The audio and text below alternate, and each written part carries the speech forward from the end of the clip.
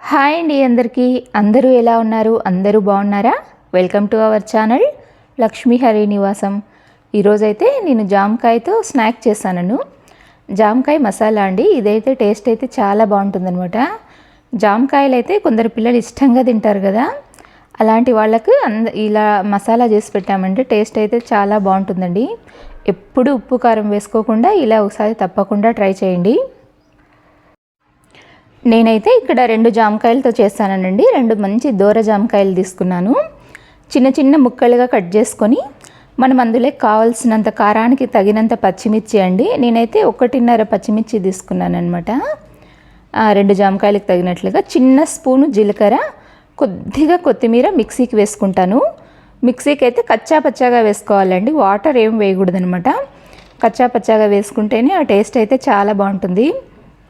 తర్వాత కట్ చేసుకున్న ఆ ముక్కల్లోకి మనం ఈ పేస్ట్ వేసేసి కొద్దిగా సాల్టు, ఒక హాఫ్ నిమ్మకాయ పిండేసుకోవాలండి. 2 జామకాయలకైతే ఒక హాఫ్ నిమ్మకాయ సరిగ్గా సరిపోతుందనమాట. మొత్తం దీన్ని స్పూన్తో కలిపేసుకోవాలండి. కలిపేసుకొని ఒక 10 మినిట్స్ పక్కన పెట్టేసుకోవాలి. 10 మినిట్స్ పక్కన పెట్టుకుంటే మనకు ఆ మసాలా అంతా జామకాయకి పడుతుందనమాట.